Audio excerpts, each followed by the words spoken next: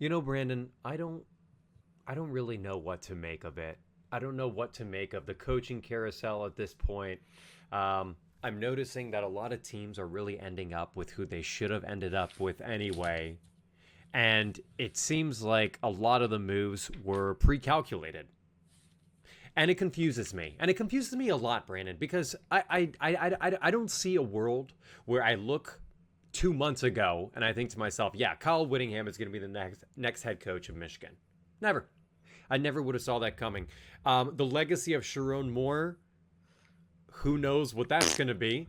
The legacy of the last 5 years, frankly, at Michigan, who knows what that's going to be. But I think that Michigan's in the right direction. This is Two Fans, One Pod. I'm Alex. With me, I have Brandon. Real quick, we were able to put up, finally, after months of review and edits, we've put up another glorious episode of our vlog series where we went to Maryland. We got to see Michigan spank Maryland. We won some money. We made some memories. We went on a triple date. We went on a date to a football game. And, you see this, right? The stakes were high, not This just guy, just on FanDuel, not just at the game. There were a lot of stakes riding on that day. Yeah. So please tune in, go watch the video, shit on us, tell us you love us, whatever it is, however you're feeling. Maybe you just want to talk about your day. Give us a comment, give us a like, and most importantly, if you guys are not already subscribed to the channel, go ahead and head down. It's Please. like somewhere, I don't actually know where, it's somewhere down here. And help us so we subscribe can button. help you, and we can continue to bring you the content that you love from the Yes. sport that's the best sport in the world. And here's the thing: you're thinking, "Oh my God, the off season is coming up. What do you mean? What am I subscribing to?" I'm going to tell you what you're subscribing to. Go ahead. Lasting memories, off season rankings. You know what we do in the off season? We're both data analysts outside of this, so we build tools that we can use to show you guys how to win money on bets. I mean, it's so fun. I don't understand So beautiful. why you guys wouldn't subscribe at this point. So please hit the subscribe button. It's the 29th of December, which means we are 4 days away from the portal. And more importantly, it looks like a lot of the head coaching vacancies have been filled, and properly so. I want to give you a platform. I want as a Michigan fan, I want you to tell me what you think of the Kyle Whittingham hire, and more importantly, how many years do you think he's going to be there for? What I will say is this definitely wasn't on my radar, but when it did happen and when the news came through, I was pleasantly surprised. This is a guy that you and I both said is one of the best coaches in college football when we were doing our coaches power rankings. The only con that I really have with him is the age, but the more and more that I looked into him, I mean, the guy's only 18 months older than Kurt Signetti. He's a very youthful guy. He works out with the players in the locker room. He rides like a Harley Davidson to work. The contract is a 5-year contract. Just the energy that he carries himself with. It's really, it's really refreshing to see. He has more energy than Sharon Moore had at the podium. You know what I mean? So it was a lot of fun just to watch his introduction. The more and more that I look into his resume and just the things that he's done at Utah, the success he's had over there with much less resources than he's going to have at Michigan. I mean, it's honestly, it was a home run hire considering the timing of everything and when that the vacancy and all that happened. This was the best guy they could have gotten, in my opinion, other than, the pipeline dreams like Kenny Dillingham, Kalen DeBoer, and all that good stuff. Oh, my Christ. There is no way you're thinking Kenny Dillingham would have been a freaking pipe dream. That would have been a good hire. Shut the hell up. That would have been a good hire. He's a young guy who rebuilt the program. I do not. First of all, I want to stop. We're going to stop the podcast right now, okay? I'm about 2 seconds from hitting the pause here right now because we have a serious conversation about Kenny Dillingham. I don't understand. What is going on? I don't care that Kenny Dillingham found Sam Levitt at fucking Michigan State and he gave him a shot at I don't care. I see that happen all the time. I just saw what Lane Kiffin. I understand that he's got passion for the school, but like you guys, when I say you guys, Michigan did way better waiting out, and it looks like, and going after So you Kyle like Whittingham. the Whittingham hire? Than a No, lot I of don't other think Whittingham defensive- is a good hire for Michigan. I think it's a bridge hire. I think it's a poor pick. I think it so you solves what they did is they went and they want. First of all, what is the coaching carousel? They had really nothing at their avail. What was the first thing that we heard coming out of Michigan? Oh, Kalen DeBoer is on the top of the board. And everyone was talking. It was so much That on was the everybody's rumor, lips. but- Yeah, we look at it now, and it's kind of a joke. But people, and I'm talking about Pete Thamel and Dan Wetzel, people, I mean, these are the reporters, and that's how we get our news. We're reporting that Michigan is severely interested in hiring, and they couldn't get it. Kalen DeBoer was out of reach for them. And I think deep down inside, Michigan knew it. So what did Michigan do? I think that they made a deal with what they consider. You say it's the best hire. I think it's the safest hire for Michigan.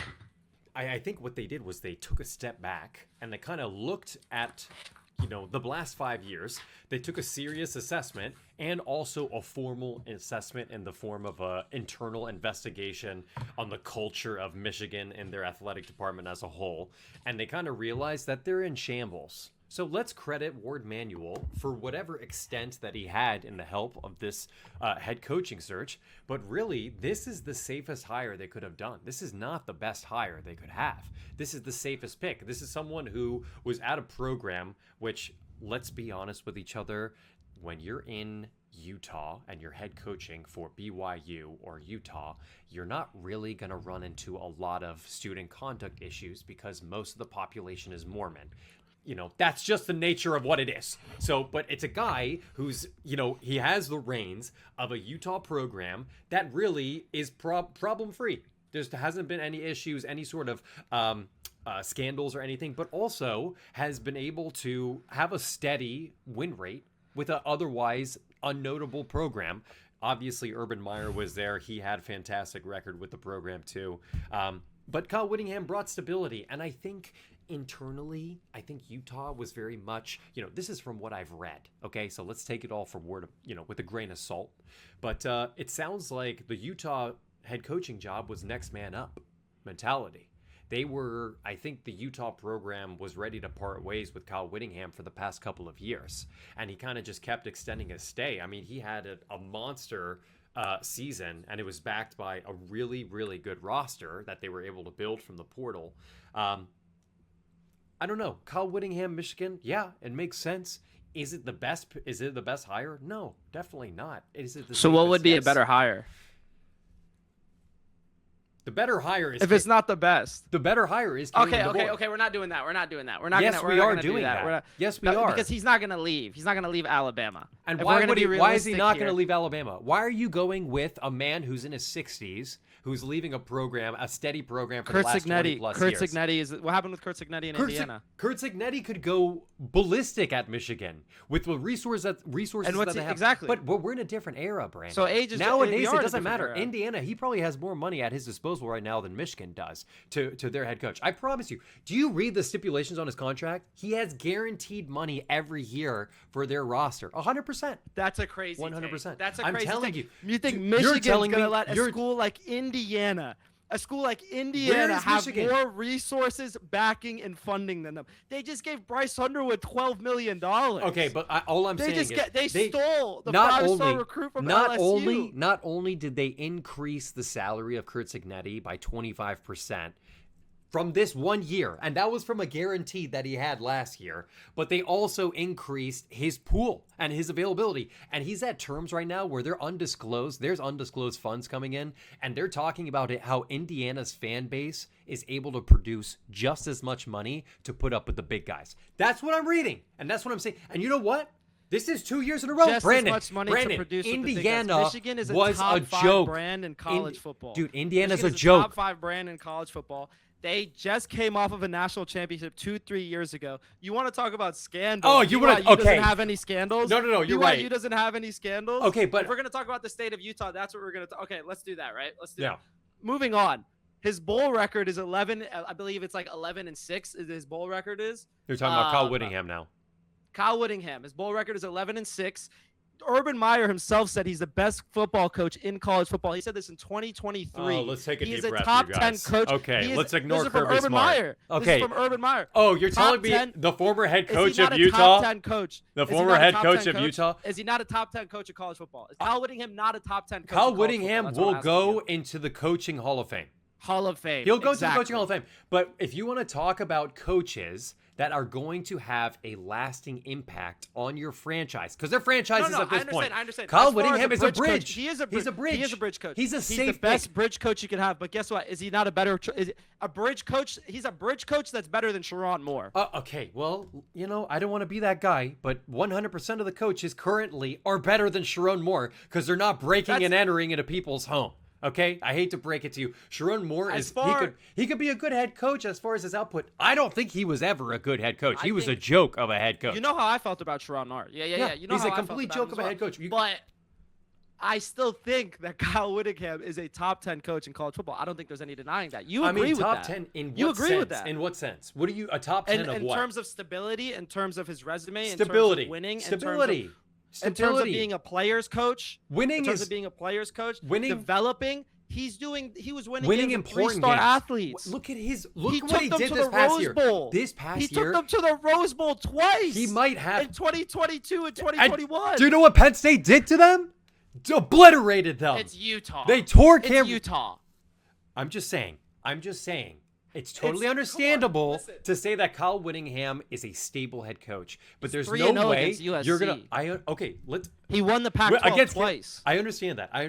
Let's look He at won his. the Pac-12 twice in the past 5 years. Can you make the argument? That he had arguably one of the best rosters he's had in the past decade this year? What, this last year? Yes, this last year. Sure. Yes. This last year, sure he did. And but before that, guess what? 10 and 4. tell me, what did he do with it? 2021, he went 10 and 4. And what did he do with 2019, that? he went 11 and 3. 2015, It's he went 20. meaningful wins. It's the Big Texas 12. Tech. It's the Big 12. You know Dude, you're why? going You into know a why? completely You know different why? caliber of game. You know why? Thank you. No. I'm so happy you brought this up. I'm so happy you brought this up. Yeah. You know, he went 10 and 2. He went 7 and 2 in the conference. You know who he lost to? He lost to Texas Tech. You know why he lost to Texas Tech? He got Because obliterated. Texas Tech had resources and funding out the wazoo. Obliterated. Out the wazoo. Dude, Who they else had has resources and funding out the wazoo? Utah built Michigan. their. Okay, I understand that. And Utah has done phenomenal. His record is great.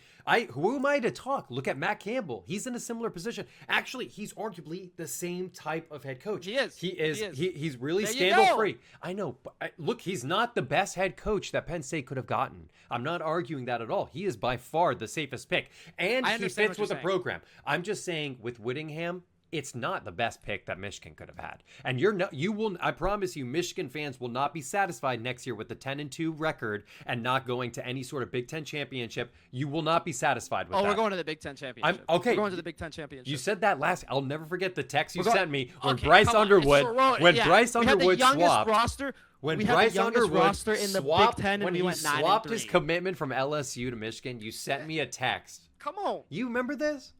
And you said, I'm I always can't riding wait to for my win the Big guys. Ten this year. Congratulations. They didn't win the Big Ten. Spoiler alert. Indiana did. A school that has enough resources to build a roster 2 seasons in a row, by the way. This is the second season in a row they made the playoffs. They went from a joke team to a college playoff team 2 years in a row. And that's not just the head coaching change. That is also a shift in funding. The schools, there's no like, oh, Michigan has money and Indiana does not. That's not how this works anymore. Indiana has money. You think they paid Fernando Mendoza a bag of chips? You think that's what it was? You really think that Indiana and Michigan are in the same tier when it comes to funding? With and what they're resources? yes, with resourcing, 100%. No. Indiana has No, gotten Indiana to the made level a hell of of a Michigan. jump. They have gotten really But high. it's They what made we're a hell of a talking jump. negligible But difference, a we're 10% talking about bump the in difference. brand. Okay, The brand is different. How about this? The brand Utah is and different. The Indiana. strength of Utah the and brand is Indiana. different. Are they on the same tier? Utah and Indiana, are they on the same tier? I would say Utah's probably on a lower tier than Indiana is. Thank you. Probably on a Thank lower you. tier. How does that? Utah's doing all that with 3-star athletes. Yeah, Michigan just went 9 and 3 with the youngest roster in the Big Ten. I mean, they have. And then guess what? How many players did we lose to the transfer portal? How many players from Michigan during this whole scandal? How many players said that they were going to go and transfer? Which How many? scandal? Which scandal? How many? This most recent Sorry. one. How many I players? have to just double check. How many players? All How I'm many saying, players? dude, this guy, 0. listen, Michigan, Do you know what the we five-star love the defensive end program. that just committed to a thing? 5-star defensive end. When they hired Kyle Whittingham, he said that he loves the hire and he's sticking around with it. 4-star offensive tackle. I mean, I said would that be he loves happy the with the hire hire and he's sticking too. with it. But I Yeah, mean, it's a great you never hire. know. You never know. The He second rides could a show Harley up. Davidson. All I know is the second could show up, and Bryce Underwood could put his name into the transfer portal. That's for all you know. That could be the case. They had a 45-minute meeting. They just had a 45-minute God. meeting. Bryce Who Underwood knows said he what loves it. happened He in loves that the meeting? hire. It loves the hire. Apparently, it Listen. went great. Listen, I'm hoping that Michigan has a great season, but I don't know. It's going to be a rough road ahead, and it's because they decided to go the bridge coach route. That's what they wanted to do. They wanted to wait until a young buck rose up. Yeah, our and was bridge coach is a available. top 10 coach in college football. Your bridge coach is you. a I love a top bridge 10 coach. historically great coach right now. I can't think of 10 Can I ask coaches you a that are question? better than him right now. Can I ask you a I question? can't think of 10 coaches that are better than him right now. Dabo Sweeney, using that logic, is also a top 10 head coach over the past, 10, 15 years? Yes, he has been. Again, using that logic, look at his season this past year. They wanted to fire him. I'm just saying, they wanted to fire him. Dabo Sweeney was said in Yeah, because he's been on the downtrend. Speaking of Dabo Swinney, I saw him in the post-game interview after he lost to Penn State 22-10. How convenient. The toilet bowl. Crying. And Kate Klubnik was, yeah. I mean, I heard what he said. He said, I am a molder of men. I shape, the youth. That's my first and foremost job. No, it's not. That's not your first job. Your first job is to win games. They don't care about that.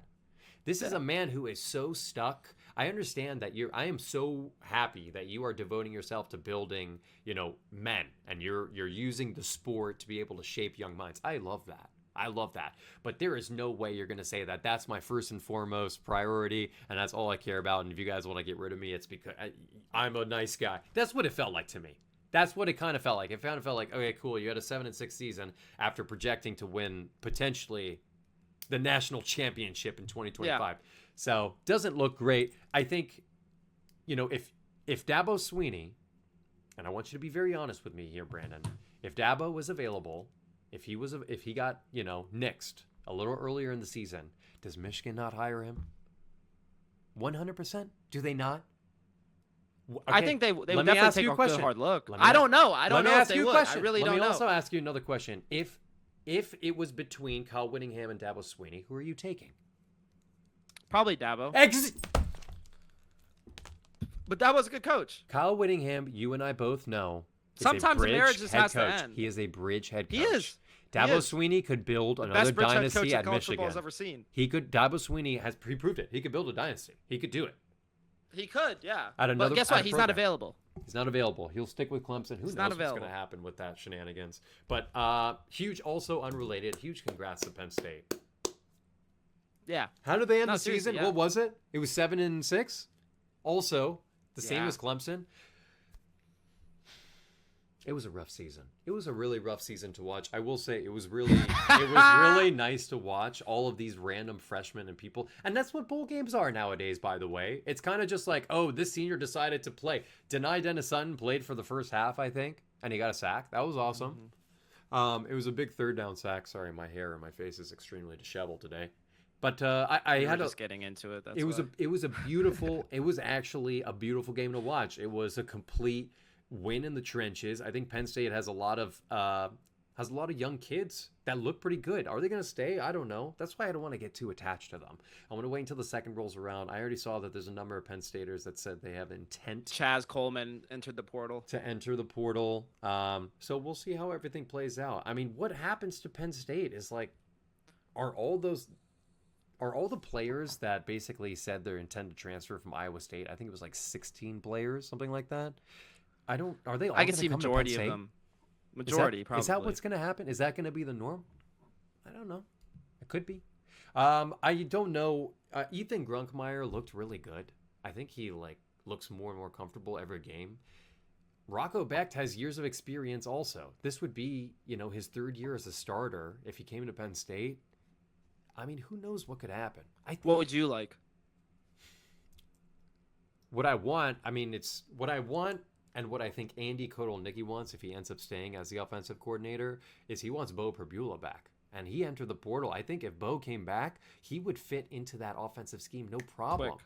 You see, when Bo stepped in that Wisconsin game back in 2024, once Drew Aller went down, I mean, they started scoring and gaining yards because you actually have a speedy quarterback in a system that's designed to play around a running quarterback. So I don't know. I'm a little optimistic that Matt Campbell will be able to produce something of note in the 2026 season.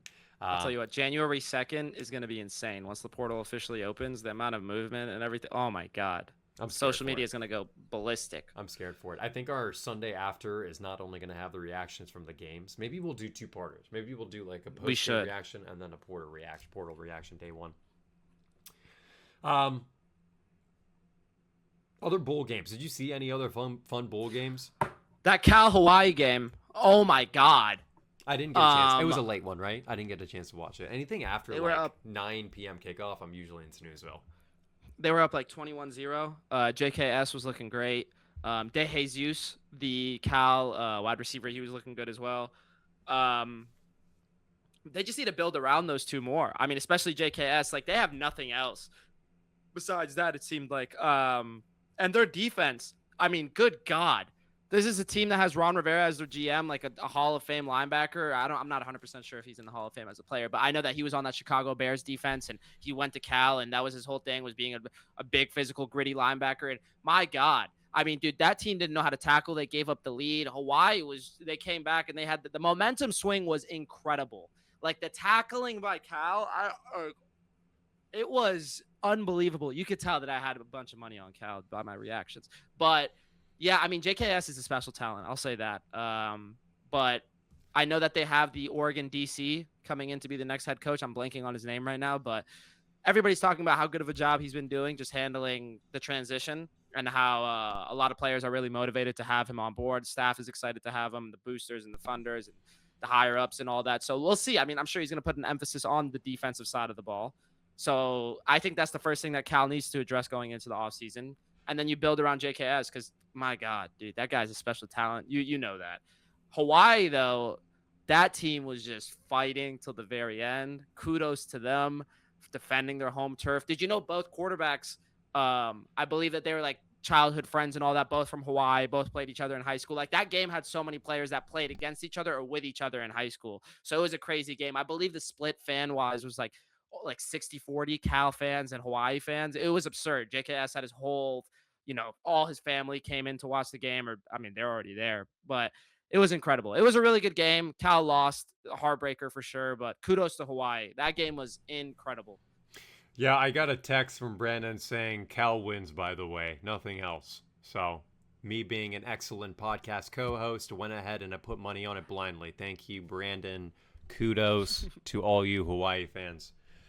Enjoy my money. Spend it wisely. Don't be like me. Oh, God. I've got one other game that I watched start to finish that was like super exciting. And this game was good because it went to almost like 10:30, 11 o'clock, and I was still awake for it.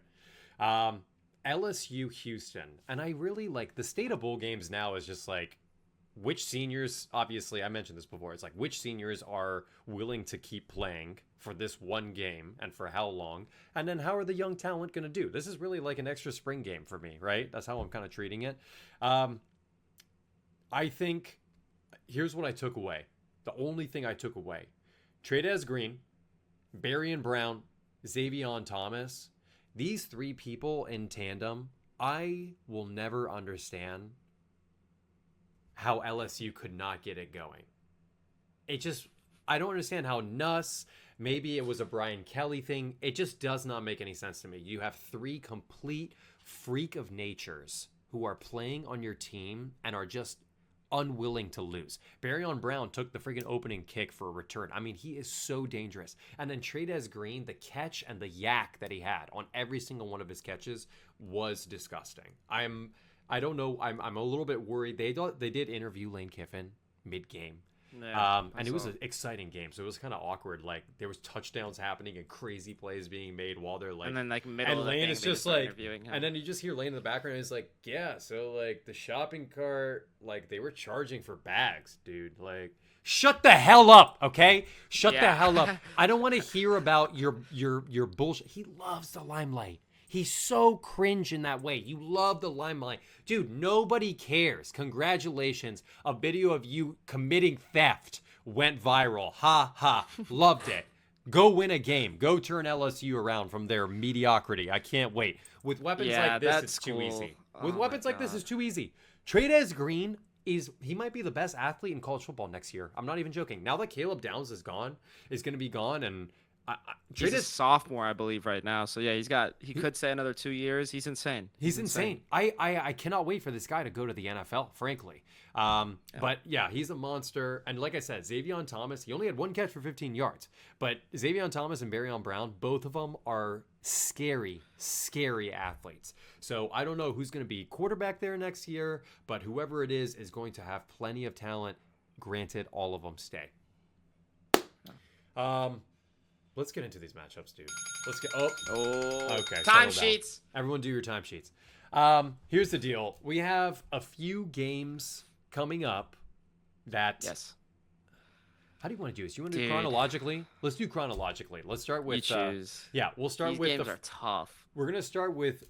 This is New Year's Eve matchup, and probably I want to guess this is going to be Brandon's favorite game to watch because he has this weird relationship with Miami. Like, I don't really understand it. I don't get it. What is your? Can you before we get into it? What is your relationship with absolutely. Miami? So I can't wait to hear this. I want to say the All About the U documentaries. Have you seen them? Oh, shut the hell! The 30 oh for my 30? God! Well, Wait, no. Okay. Hold on. Yeah. Go ahead. So those came out when I started getting into like college football just in general. Yeah. And that the whole culture of the U and all that was that documentary just highlighted it so well. All the players that were in there, and then also all my favorite players growing up: Clinton Portis, Sean Taylor, Ray Lewis, Ed Reed. They all went to Miami as well. So it's that as well. And part 1 and part 2. I mean, those docs were just incredible. It's crazy to think that team existed at one point with all those people on it. Willis McGahee, I want to say, like the amount of players that came out of there is. I'll insane. read random stats. Jeremy Shockey. If you guys ever want to like go take a look at that team, I think it was 2000 or 2001. 2000. It was 2000, and like they were good from 2000 to 2003, maybe something like that. 2004. The team where they had like everyone overlap. Everyone. I keep reading about stats about that season. I mean, it was before my time. I didn't watch college football, but I read stats about it, and I don't think there's never going to be a college football team like that. I think ever in ever. Knock on wood, there is hopefully, but like I don't think there's ever going to be a team that dominant both on offense and defense. Devin Hester, like dude, it was that amount of names. It's just oh my god. They had so many studs. Oh my god. I will say that I want to say it was like the 2018, 2019, maybe 2020 Alabama team was stacked, absolutely stacked as well on offense and defense, but their production was nowhere as close to that Miami team. So I understand. Yeah. Okay, now, so it's kind of like at the point you were entering college football, Miami was like being. And then I'm a Redskins fan. You know, Sean Taylor and Clinton Portis, my two favorite Redskins, two favorite players, like went to the U, and Santana Moss, like dude. Oh my God, Santana freaking Moss! I used to abuse him in I think it was Madden 11. With the Redskins? Yeah, Pierre Garcon, Santana Moss. God, what a fun year of Madden. Okay, back to the real stuff, okay? Back to real football. Not that we don't love the NFL. You know what? Maybe talk to us in the comments. You guys want us to cover more NFL stuff? We could start small, you know? Maybe after, like, college football kind of closes out, we can do, like, a Super Bowl review or something just for fun, just to test the water, see how interested you guys are in that. But yeah, so first matchup, New Year's Eve. 9.5 point dogs. They opened at 7.5. Opened at 7.5. I know, and I should have taken Ohio State at 7.5, and that already gives away who I'm going to take for this game. But here's a few things that I know on Miami's side. What has won them the games so far, even in their conference matchups, what they tried to expose, against Texas A&M. It was very, very blatantly obvious they felt that they had an advantage in the trenches, offensively especially, because they gave Fletcher an absurd number of snaps. They force-fed the ball to their running backs, and even their passes, most of them were not 5 yard, deeper than 5 yards down the field. What they wanted to exploit was those offensive linemen mismatches with that defensive front. And it worked. Which is a strong defensive front too. From Texas A&M. Texas A&M's defensive front is famous for quarterback pressure. They took that element away from Texas A&M by never throwing the ball. They handed the ball off. They forced them to win in the trenches and to get in the backfield, and they couldn't because Miami's offensive line, which is widely viewed as one of the best offensive lines in the country, talent-wise, might be the best. And they have a couple of first-round picks on there. It is no joke that offensive line is disgustingly good, and they purely won off of that offensive line against A&M. Defensively, on the other side, they have an incredible defensive line. Ruben Bain might be the first overall pick in the NFL draft. We don't know. He's going to be a top 3 guy. That defensive front is able to disrupt the run game, the pass game, everything. So the question becomes, Texas A&M, their offensive line didn't stand a chance. It was so disgusting. Like what Ruben Bain was able to do alone was crazy. But I don't know. We covered that in the last episode. What I see going on here is Miami, what they want to do and what they're going to try to do, in my opinion, is to force the ball the same way they did against A&M, because they don't want to put the ball into the hands of Carson Beck. We know from experience 100%. That if Carson Beck has somewhat of a bad game, it's not like, oh, it's raining a little bit. The phrase goes, when it rains, it pours. Especially Carson Beck. He's got 10 picks on the year. It floods. Tsunami. He's got 10 picks on the year. 5 of them came in one game. Spoiler alert, they lost that game. What's crazy is they only lost by 1 possession. And they had multiple opportunities to also win that game. Louisville, fraudulent team, also unrelated. I'm worried that Miami thinks that they have the advantage. I think they're looking at their offensive line and they're like, we're going to win the national championship through this offensive line. That's what I think that's their mentality. I think they're going to try. There's going to be obvious play actions. There's going to be misdirections. I've noticed that there's pretty much guaranteed 1 or 2 trick plays where they try to get Malachi Toney to throw the ball. Yeah. Did not know he was a quarterback in high school, by the way. So random. But, they trust him to do maybe 1 or 2, like more than just one. He's obviously the best talent. But let's take a look at the other side real quick. Okay? So what did I acknowledge? Carson Beck can be mediocre, right? Malachi Toney is probably the best athlete that they have, and they need to force feed him the ball. And that offensive line, they want to win off the offensive and defensive line in the trenches, right? Let's look at the trenches. Yeah, let's look at the other side. Ohio State, what do they have? They have, in my opinion, one of the best historically best defenses we have seen in a very long time. This is a defense, and I don't want anyone coming at me saying like, oh, look what Indiana did to you guys. They've put up 13 points. Yeah, exactly. Yeah. Penn State put up more points than you guys. Okay. Yep. I don't want to hear it.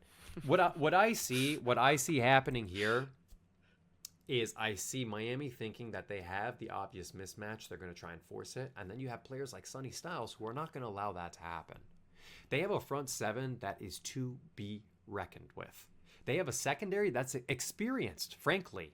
And when the two are working together and you have Caleb Downs in the mix who's able to really play both linebacker and safety at will. Unbelievable. At will. And you have an NFL defensive coordinator, an experienced Super Bowl champion winning defensive coordinator calling plays. Tie that with the fact Brian Hartline's gone. You guys might think that that's a bad thing for Ohio State. Ryan Day is calling the plays again. When Ryan Day calls the plays, they win national championships. Do you guys not know this? When Ryan Day is the play caller, they win national championships. That's how it goes. This guy has obviously proven himself as an offensive coordinator. I'm not worried about that at all. For me, this is no question. If it goes up to 13.5, I'm still taking Ohio State. What I will say about this game is it really does, and I said this for the Texas A&M game as well. It's going to come down to the quarterback play. It's going to come down to Carson Beck not being a bonehead and Julian Sain not getting phased by the pressures.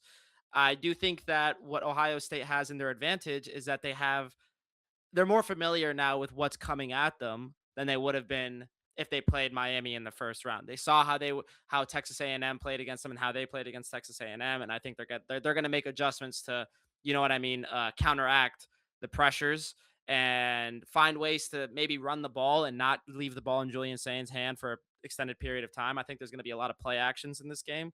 I think that Jeremiah Smith, while he is a deep vertical threat, he's going to be making a lot more fields or a lot more plays in the middle of the field, over the top, underneath, things like that. I know Jeremiah Smith is actually also from South Florida, so this is a big game for him as well. I know that Miami was really eager to get him on their team, but they didn't end up doing so. I think it's going to be under as well. I don't think it's going to be a high scoring game. I think both of these defenses are going to make it tough on those offenses, but in the end, I do see Ohio State winning. Now, do I see them covering? I don't know. I really don't know. This is going to be a battle. I think that Mark Fletcher, if he's able to make some moves in open space and find the hole and really get those big gains that he was getting in the Texas A&M game, that's going to be huge. But like I said, Ohio State's defense, they know that that's what they're going to do. They know that Miami's goal this game is to have these little 5-10 yard dump offs to Malachi Toney and run the ball with Mark Fletcher and, not have Carson Beck really be the ultimate decision maker and X factor in terms of winning this game. And Ohio State, I think they're going to play to that. So it's going to be interesting. Like if I'm Ohio State, I want the ball in Carson Beck's hand. I want this guy to beat us. You know what I mean? If we lose to Carson Beck, so be it. It's one of those things. But I don't know, man. You know me. I got to ride with Miami here. I really do think that Miami's defense is going to make some noise. But you think Ohio State's going to win? I do think Ohio State's going to win. Okay, so Miami to cover. I do like the Miami spread. Yeah, I mean, they're really baiting you. They are. And you want to get baited. All the money's on that Ohio State spread. All of it. I mean, we got a lot. And how could it not be? I understand. We got a lot of smart people I understand. But this Miami team, they're not an ACC team.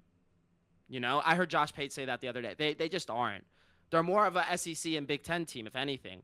I mean, I think that this game is going to be so similar to that Indiana-Ohio State game. I really do. I think that – let me ask you this. Do you think that the bye is the bye week that Ohio State had and the extended period that they've had which they haven't played a game, do you think that's beneficial to them right now? I mean, the way that I view it is I saw what Ohio State did with their loss after Michigan last year, and it felt like a very similar loss. It looked like a very physical, brutal loss, and you get all the trimmings of the special teams getting messed up too. It was a very similar loss.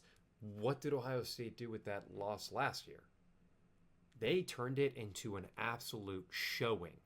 An absolute showing against Tennessee, against number 1 seeded Oregon, who was on a bye too. They were out to show people that, oh, you had the audacity to doubt us after the Michigan game. So, yeah, I see the same. I think history repeats itself. So I see the same way. I think Ohio State's going to come out here and try to, Malachi Toney and Mark Fletcher got to be the guys that make this game. If they want to win, Mark Fletcher's not going to be a factor this game. And that's the thing. He's not going to be. You even said it yourself. Their entire offense or their entire defensive plan is to make sure that Carson Beck. Anyway, you know how it's going to go. But you still think that, okay, all right. I mean. But the trenches, like you said, the trenches are going to be like that. Dude, Miami's offensive line and defensive line might be the best. That duo I think it's the best in the country. Yeah. I really do. Yeah. So play to your strengths. Continue to play to your strengths. Yeah, and I love the Miami team. Line. I think as far as just talent alone, they deserve to be in the playoffs, and they're proving it. Yeah. Right? Yeah. So talent-wise alone, they deserve to be it, but this is not just like a conglomerate of talent that you're walking into. This is a well-oiled machine that is designed to win national championships. So they can win in the trenches. It might happen. Yeah. I don't think so. Okay, let's head over to the next game. I think the next game is Oregon There's at our third Texas fan Tech. right there. There's oh yeah, sorry, Ronan. I know. What are you doing, Ronan? You okay, buddy? That's the third fan. Okay. That's where we get all the intel from. Yeah, sorry. He wants to like I guess tell us the next pick. I suppose. Oh, okay. I guess he just wants some love. While I attend to him, I'm pretty sure the next game. Just remind me again. The next game, noon kickoff, is going to be Texas Tech Oregon. Correct? Your boys. Can you just tell me what is it 2.5 or 1.5 right now? It's 2.5. I know. Okay. I think Texas Tech. Welcome Go ahead. to that. Welcome to the part of the podcast where I remind everybody I don't give an F. I don't give an F about nothing but the Texas Tech Red Raiders. Okay? That's how the phrase goes, right? I blindly have been following this team. I will continue to blindly follow them. It's not even a blind thing. I'm very observant. I see this Texas Tech team. Their number one strength is that rush defense. The only team that was able to put over 120 yards rushing against this team was Kansas State. That's one team. Utah, which is a run-first team, couldn't even put up over 120 against this team. So, put that up against Oregon's offense, which is heavily reliant on the run. Actually, they're the second leading yards per carry on rush in the country, if I'm not mistaken. I think it's second or third in the country on yards per carry on offense. So what does that mean? It's strength on strength, is it not? It's literally strength on strength matchup. Who do you think wins the strength on strength? For me, it's the team that is on a bye because they absolutely manhandled lower tier competition. And yeah, that includes BYU. Manhandled them 2 times in a row. It's difficult for me to think that Texas Tech is not in the tier of the big teams in this country. That includes Alabama. That includes Ohio State. I think Texas Tech is a name that should be up there with them as well. I've already taken Texas Tech to win the national championship. Spoiler alert, you guys already know the pick. I have ridden that spread pretty much blindly for the past 10 weeks or so, 12 weeks or so. And I'll continue to do so because Oregon right now, Oregon is a great team. I think they have a great head coach. I think he's 47-7 all time, something like that at Oregon. I think he's a phenomenal head coach, and I'd love for him to win a national championship with Oregon.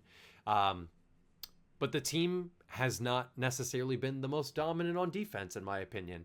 They even allowed over 30 points at home to JMU. It's hard for me to imagine what Joey McGuire and that offense and that defense are cooking up right now, given all the time in the world that they had, because they knew they were going to play Oregon. They knew it. So you have weeks to prepare for Oregon. And you're going to tell me that dominant defense is not going to cause a ruckus? Texas Tech plus 2.5. Thank you so much. Yeah, I'm gonna ride with you on this one. Yeah, I really do think that Texas Tech's defense is just so physical. I think that Oregon is gonna have trouble getting their running game going. I know that their wide receivers should be back. I believe so. I know that they've been waiting for Evan Stewart to come back. DeCorian Moore should be back as well. But I don't know. It's one of those things where I don't think that these guys can just jump in and just be back to their top tier self just on the first week that they return. I don't think that's a possibility here. I don't think that's likely. So because of that, I gotta go with Texas Tech. I just think that this team is so physical. They're so hungry. This team is not a Big 12 team. The way that I said Miami isn't an ACC team, this is not a Big 12 team. There's a reason why people have been saying that they're a dark horse to win the national championship. Oregon has got their hands full for this matchup.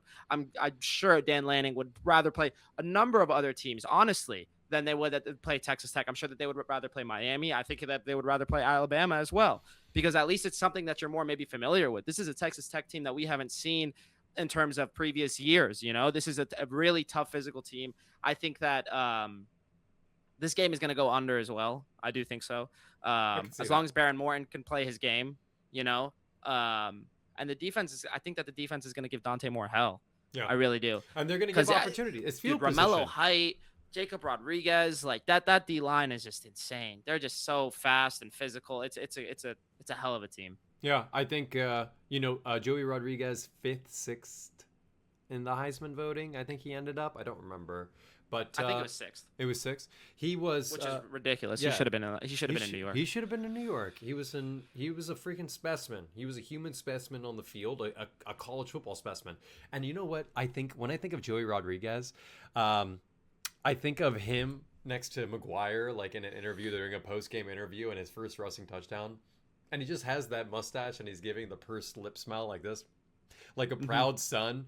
And Joey McGuire's just like, yeah, like, Rodriguez, he needs to be in Heisman conversation, so we gave him a carry, we gave him a touchdown, because that's apparently what it takes to get in the Heisman conversation. So I love the relationship that he has with the head coach. I love that he is the captain of the team and everyone looks up to him. I mean, I saw him freaking throwing the ball with fans, with the pads off pregame. I mean, this is a good kid, man. I mean, I'm excited. You know what I see? I see a lot of JJ Watt in him. That's what I see in him. Ooh. So I see, like, as much of a force as JJ was, I promise you, just wait till Joey Rodriguez gets into the next level, to the NFL. He'll be fun to watch. I promise you.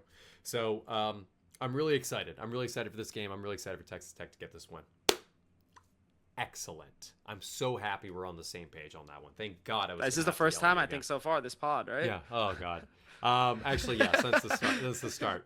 Since the start. Okay, talk to me. Next game we've got going on is Bama, Indiana. What do we even make of 7-point this game? spread. It's a 7 Dude, now. this game, that's what ESPN says. I think it opened at 8.5. I think I saw it on FanDuel at 6.5. ESPN that I have up right now has it at 7. This game is going to be. This is an interesting one. Alabama really, I mean, they showed out against one of the best defenses in the country, first round. I don't care. Indiana. I don't care. You don't care? I don't care.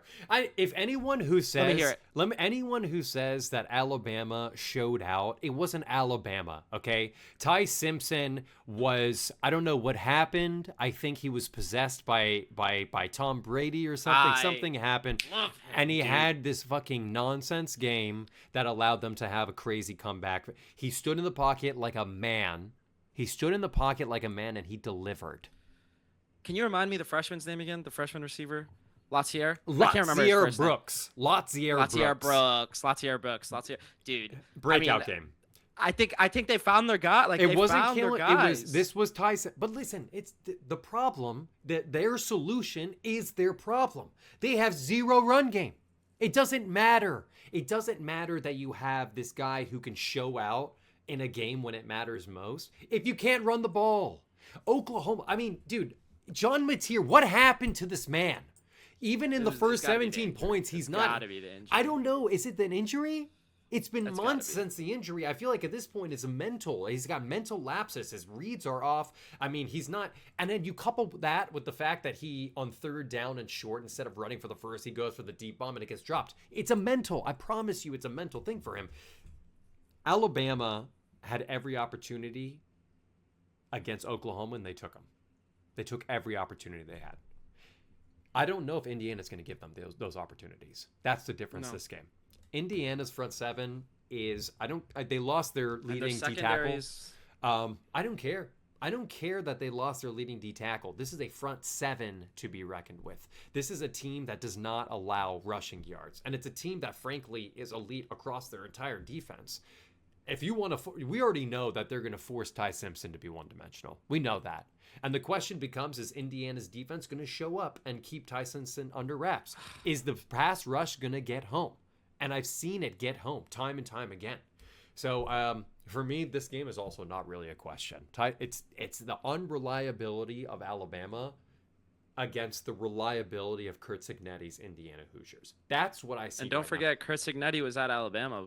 You're telling me a 7-point favorite? There's that narrative too. You think Vegas is also high? I don't know that the amount of it's just I think that's what people are having trouble with. I think a lot of people, I know, and you do too, that Indiana is legit now. There's no denying it. Last year, there was question marks about if they were really those new guys on the block, but this year it's legit. There's no denying it. I think a lot of other fans are still having trouble maybe accepting that fact. That 7-point favorite, that 8.5-point favorite, I believe it was when it first opened, that looked insane for sure. And at first glance, it did look insane for us too. But this Indiana team, I mean, they just beat Ohio State. You said so yourself. They just beat it makes me sick to say this. They just beat the best team in college football in the Big Ten championship. Last year, I believe they got smoked by them. They lost to Notre Dame last year as well. I mean, the turnaround has been insane.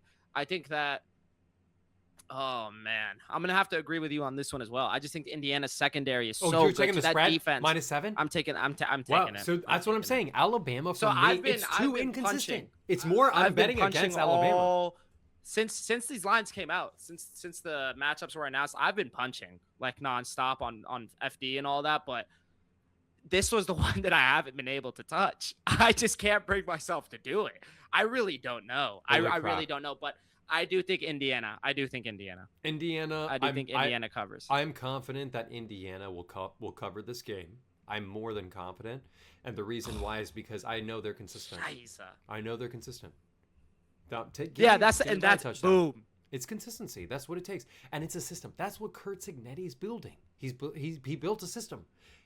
They beat Ohio State. That's the only team that beat Ohio State. You guys, this is a good team. Do not bet against this team. Be very careful when you're betting. They got a Heisman winner at quarterback. Indiana was a wagon. Really good. The wide receivers are so. Oh my Indiana God. was a wagon. Yeah. They covered all the time, except against Old Dominion for some reason. Who knows why? Ole Miss, Georgia, the last matchup of the day. Do we even care about this game? Here's the thing. The spread right now. It hasn't moved. It hasn't moved since opening. And did you know this game, the Georgia spread, Georgia -6.5, has the most money on it out of all of these games, and it hasn't moved. I'm worried about. Yeah. I'm worried about Yeah. that. That makes me nervous. But I will say, Yeah. I will say, I'm looking at the quarterbacks here. We got Dante Moore, we got Baron Morton, we got Ty Simpson, Fernando Mendoza, Carson Beck, Julian Sand, Trinidad Chambliss. If they're out of those 7 quarterbacks, if you were to ask me who do I trust to put up the most points against this Georgia defense, it's going to be Trinidad Chambliss. I'm just going to be honest with you. I mean, we saw the matchup earlier in the year. Yeah, we saw the matchup. And guess what? The first 5 possessions were all touchdowns. Were they not? I think they were all scores for Ole Miss. So they play to score. That's what it was. Granted, they had Lane Kiffin at the helm. A little bit of a different view here. But Ole Miss has been able to put up points. Trinidad Chambliss, I would trust him the most to put up points against this Georgia defense. You know what the problem is? I don't think anyone's going to put up more than 17 against Georgia. And at this point in the year, huh? At this point of the year, it's going to be difficult. What does that mean? They found their stride. I mean, they really, Georgia has come into full Georgia form, which is why they have a bye. They got a bye in their third rank. I mean, they dominated. I mean, they destroyed Alabama. And I know what Alabama was saying, oh my God, if we can just get through the Oklahoma game so we can get everyone back. Let's get everyone back. We'll have a full team for this Indiana. Georgia manhandled you. Oh, yeah. You're going to tell me that if you had a couple of your studs back, you're telling me they wouldn't have manhandled you? Georgia won on all phases. The trenches, they won with the yak, the quarterback play. I mean, it wasn't even close. This team is a champion. This is another championship team. I'm scared about Georgia, actually. I'm going to take them to win. I don't think I'm going to touch the spread this game after what you said. I'll probably take them to win, maybe parlay it with Indiana, or to win also. Who knows? That'd be a fun to parlay. I could see. Don't do it. Dare I say it? No. Trinidad Chambliss there is no conceivable way that they lose their head coach. I got Georgia winning the whole thing. I do. I have Georgia winning the whole thing. Okay. One thing about this whole situation is I think that Ole Miss, that whole Lane Kiffin situation, it's got to have that team fired up. It's got to have that staff fired up. It's got to. And it's not like there's a lot of players that opted out. I think their whole roster is pretty much playing. I don't even think that many players have announced that they're going to enter the portal. Their whole roster is still playing.